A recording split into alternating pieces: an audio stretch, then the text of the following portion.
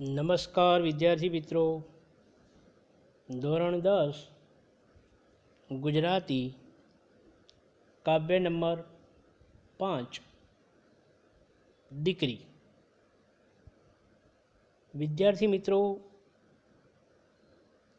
અહીંયા આપણે આ કાવ્યમાં જે દીકરીનું માતા પિતાના જીવનમાં જે દીકરી કેટલું મહત્વનું સ્થાન ધરાવે છે, માતા પિતાના જ નહીં પણ કુટુંબ, સમાજ, ધાર્મિક વિધિ, પ્રસંગ,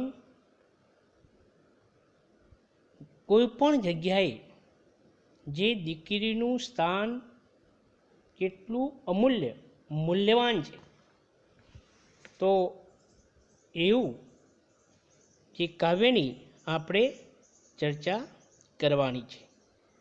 અને એટલે જ ઉપનિષદમાં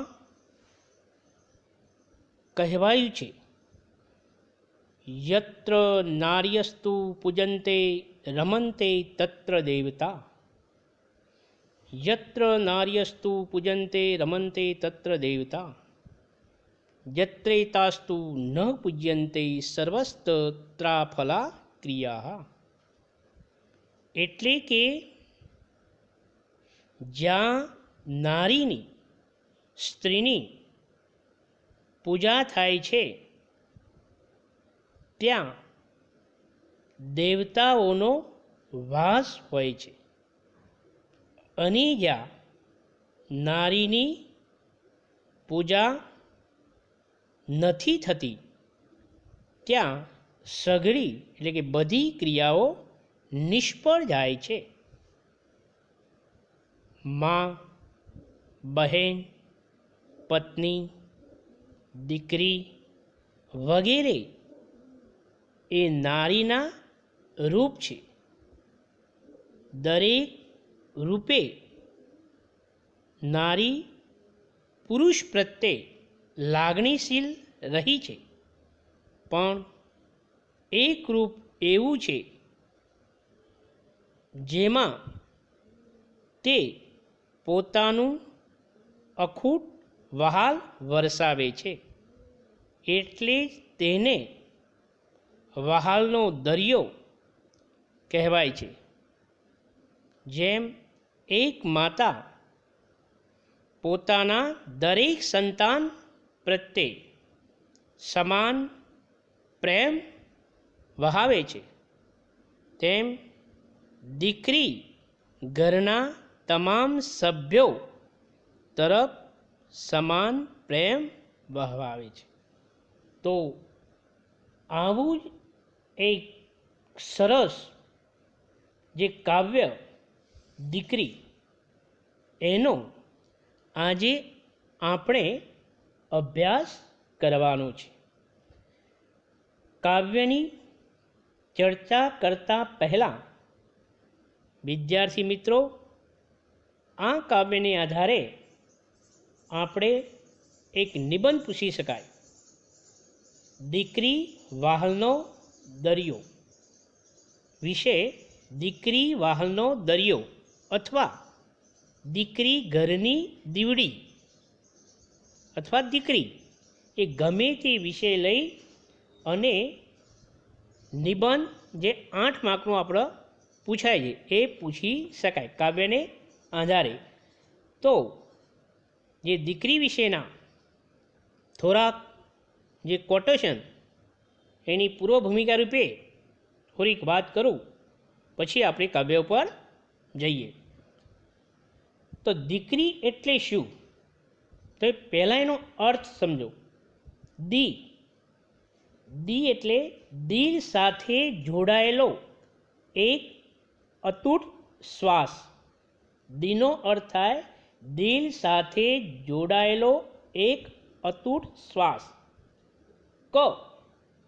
કસ્તુરીની જેમ સદાય મહેકતી અને મહેકાવતી. કસ્તુરીની જેમ સદાય મહેકતી અને મહેકાવતી, અને રી એટલે રિદ્ધિ સિદ્ધિ આપનારી અને પરિવારને ઉજળો કરતી એવી પરી. તો આ દીકરીનો અર્થ થાય. માતા પિતાના દિલના કોડિયાના સંસ્કારોના તેલ વડે વાત્સલ્યની દિવાસરી થકી ઘર અને સમાજને ઉજાગર કરનારી દિવેટ એટલે દીકરી. વિદ્યાર્થી મિત્રો, અંગ્રેજીમાં પણ કહેવાયું છે કે a daughter is one of the most beautiful gift this world had to give. આપણે જાણીએ છીએ કે દીકરો એ કુરનો દીવડો છે, એવું આપણે કહીએ છીએ. પણ દીકરી એ ઘરની દીવડી છે. પ્રાચીન સમયમાં એવું કહેવાતું કે દીકરી એ પારકી થાપણ, દીકરી એ સાપનો ભારો. પરંતુ દીકરી એ પારકી થાપણ નથી કે સાપનો ભારો નથી. દીકરી એ તુલસીનો ક્યારો છે. અને આપણે અત્યારે જોઈએ છે કે દીકરીઓએ ઘણી બધી પ્રગતિ કરી છે. દીકરી અને દીકરો સમાન એકરૂપ થયા છે. કોઈ પણ ક્ષેત્રમાં દીકરીએ પોતાનું સ્થાન જમાવ્યું ન હોય એવું બન્યું નથી.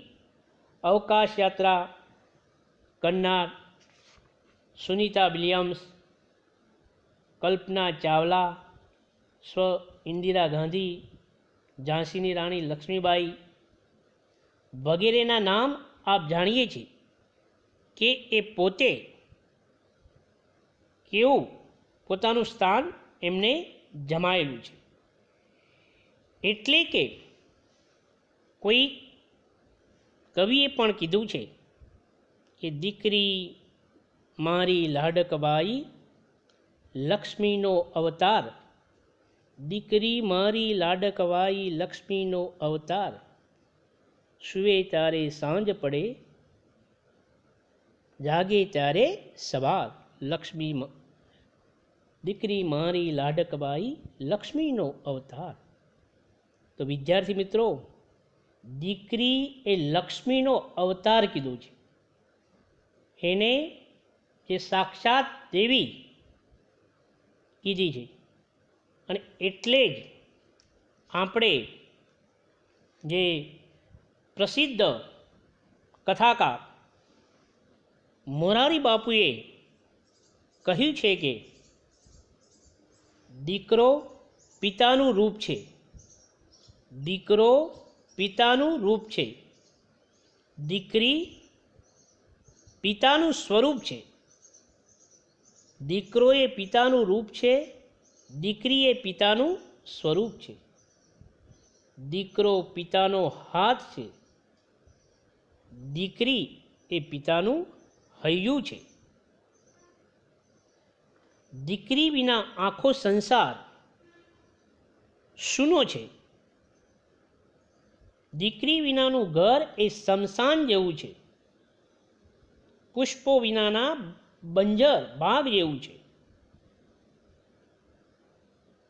આમ દીકરી એક એવી વ્યક્તિ છે જે બધાને દુઃખમાં પણ હિંમત આપી શકે. પોતે દુઃખી હોવા છતાં મા બાપને ખુશ કરવા સહનશીલતાનું અવતાર બની જાય છે. દીકરીનું હૃદય એ ઉપવનમાં ખીલેલા કુમળા ફૂલ જેવું છે, જેની ફક્ત થોડી મામજત કરવાની જરૂર છે. તેથી જ તો દીકરી એ વહાલનો દરિયો છે, દીકરી એ સ્નેહનું ઝરણું છે. કહેવાયું છે કે સંબંધની સરિતા છે દીકરી. વિદ્યાર્થી મિત્રો, આ કોટેશન ધ્યાનમાં રાખવાના. જ્યારે આપણે નિબંધ લખતા હોઈએ ત્યારે આ કોટેશન અચૂક મારવાના કે સંબંધની સરિતા છે દીકરી, પ્રેમનો પ્રવાહ છે દીકરી, કુટુંબનું કિલકાર છે દીકરી, પ્રેમનો રણકાર છે દીકરી, પવિત્રતાની પ્રતિમા છે દીકરી, આવતી પેઢીની માં છે દીકરી. અને એટલે જ આપ જાણીએ છીએ કે દીકરીઓનું જે સમાજમાં, કુટુંબમાં એનું મોભો સ્થાન જળવાઈ રહે એટલા માટે જે સરકારે પણ બેટી બચાવો બેટી પઢાઓ એનું અભિયાન શરૂ કર્યું છે. તો આમ જે દીકરીની સરખામણી એ કોઈની સાથે પણ કરી શકાય તેમ નથી. દીકરી એ દીકરી જ. અને આ પ્રસંગે એક કવિ કૃષ્ણકાંત મદ્રાસીની એક સરસ પંક્તિ મને યાદ આવે છે કે દીકરી તો પૂનમની રાત કેરો દરિયો, દીકરી તો પૂનમની રાત કેરો દરિયો, દીકરી તો વહાલપનો ભર્યો ભર્યો દરિયો. વહાલપ સુવાસ મૂકી ખાલી સાસણની વાટ એ ચાલી, વ્રતોની રાતો એ કરતી હતી જાગરણ, ટહુકાને મળી ગયા કેવા આ પગરણ, દીકરી તો પૂનમની રાત કેરો દરિયો. તો આવો વિદ્યાર્થી મિત્રો, આપણે હવે કાવ્ય તરફ જઈએ. પહેલાં આપણે થોડો કવિ પરિચય મેળવી લઈએ અને પછી કાવ્ય તરફ જઈએ. તો કાવ્ય 5 દીકરી, કવિ અશોક ચાવડા.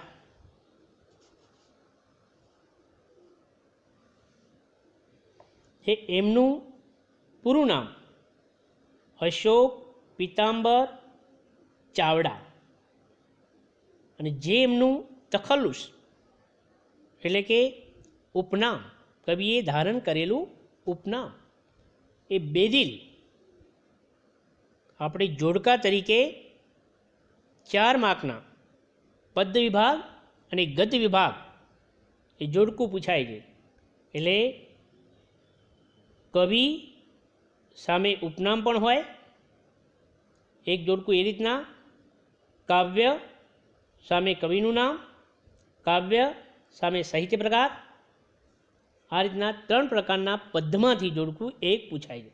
તો અહીંયા કવિ અશોક ચાવડા, એનું ઉપનામ બેદિલ, જન્મ 23/8/1978 અને સુરેન્દ્રનગર જિલ્લાનું મંદરાસર ગામમાં થયો હતો.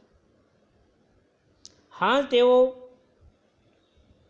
ગુજરાત આયુર્વેદિક યુનિવર્સિટીમાં મદદનીશ રજિસ્ટ્રાર તરીકે કામ કરી રહ્યા છે, એટલે કે કાર્યરત છે. એમના જે સંગ્રહ જોઈએ તો પગલા તરાવમાં, પગરવ તરાવમાં 2 તેમના ગઝલ સંગ્રહ છે. અહીંયા દીકરી એનો સાહિત્ય પ્રકાર એક ગઝલ છે, તો એમના બે કાવ્ય સંગ્રહો જે પગલા તરાવમાં અને પગરવ તરાવમાં એ બંને એમના ગઝલ સંગ્રહો છે.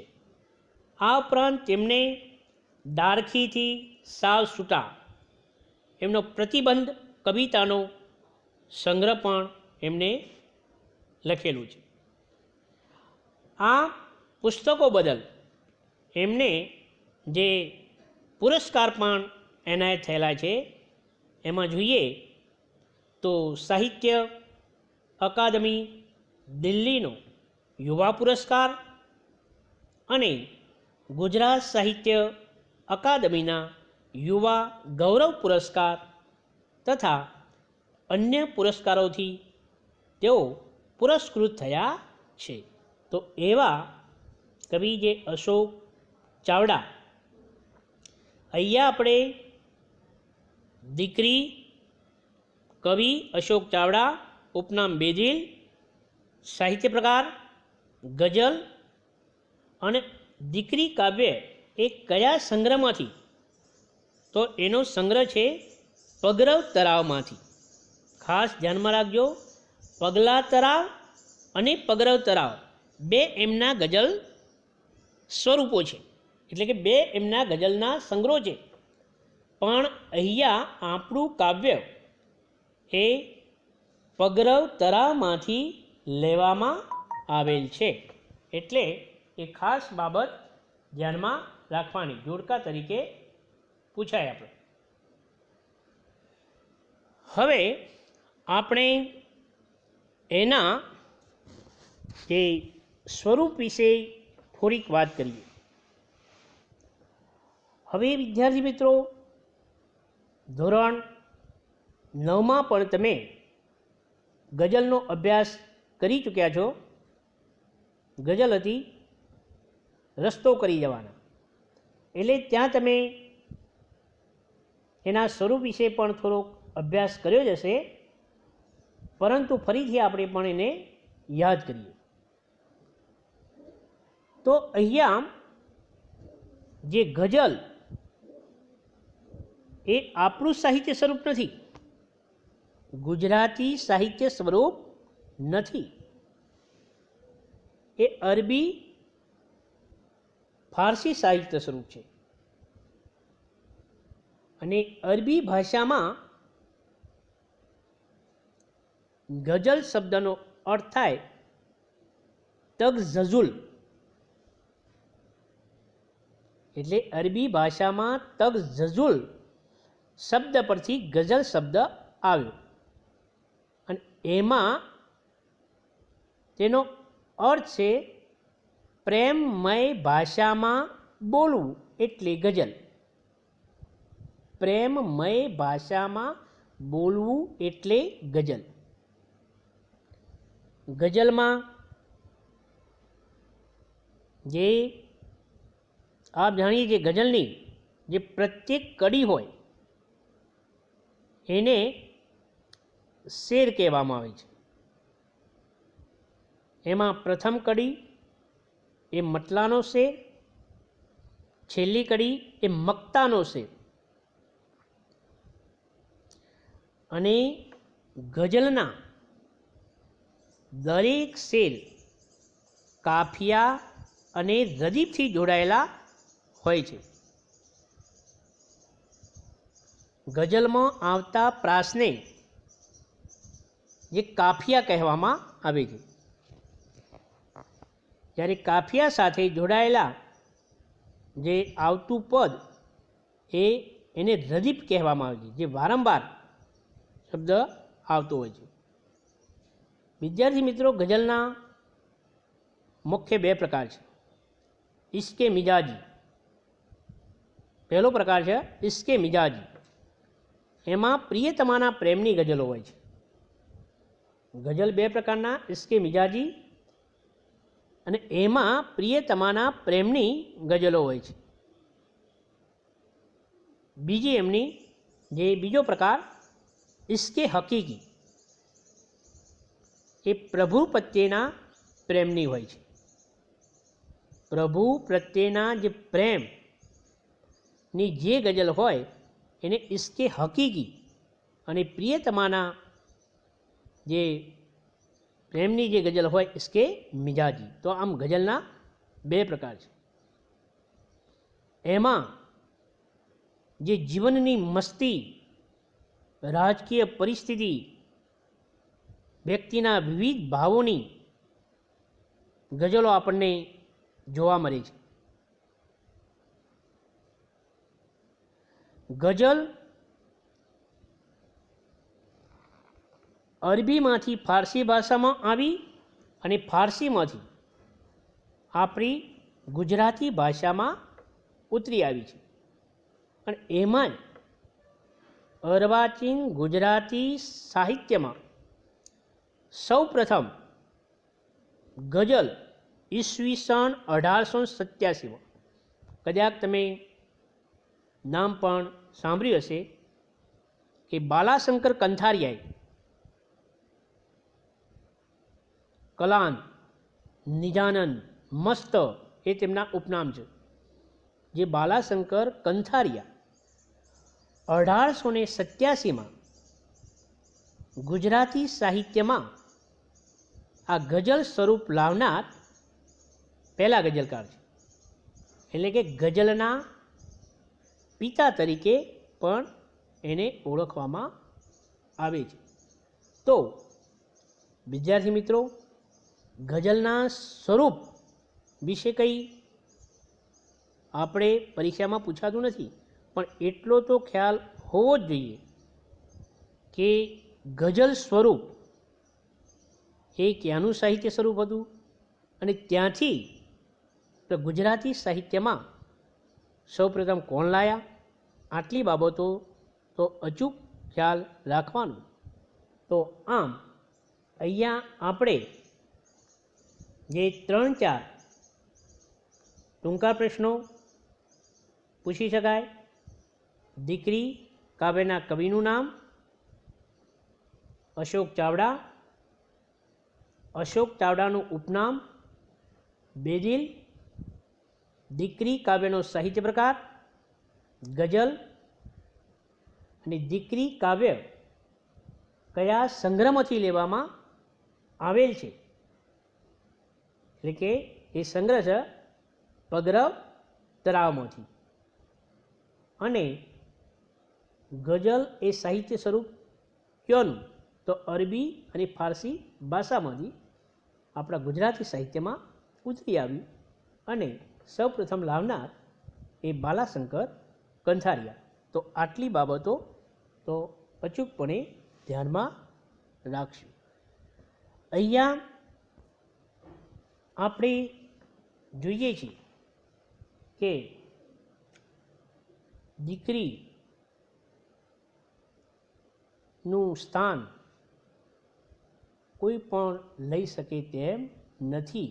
અને દીકરી એ માતા પિતાને ભગવાને પ્રભુએ આપેલી એક ભેટ છે. એવું એક સરસ કાવ્યનો આપણે અભ્યાસ કરવાનો છે. અભ્યાસ કરતાં પહેલાં કાવ્યનું આપણે થોડું ગાન કરીએ.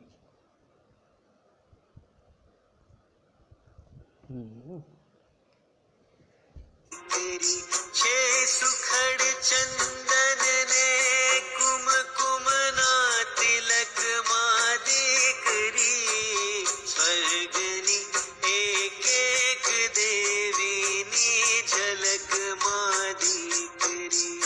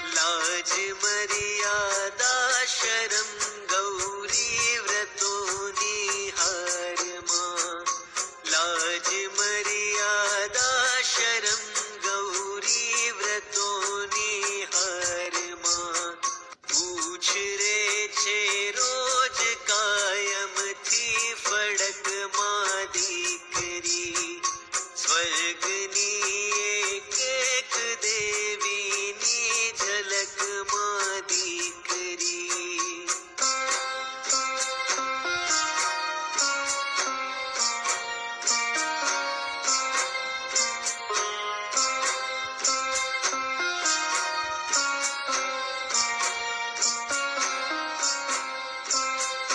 જે શિરે હું હાથ ફેરવતો હવે એ હાથ દે જે શિરે હું હાથ ફેરવતો હવે એ હાથ દે વિસ્તરે છે એમ સમજણના ફલકમાં દીકરી સ્વર્ગની એક એક દેવીની ઝલકમાં દીકરી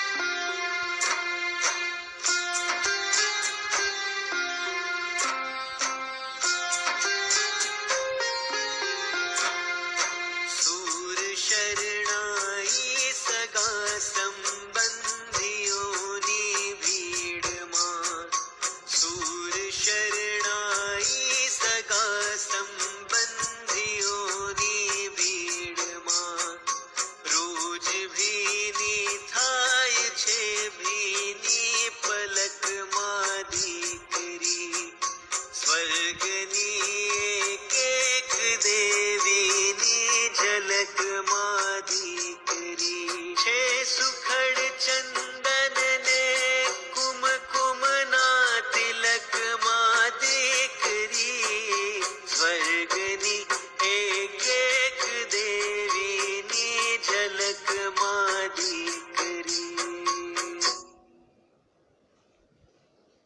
તો વિદ્યાર્થી મિત્રો, હવે પછીના લેક્ચરમાં આપણે કાવ્યની ચર્ચા જોઈશું.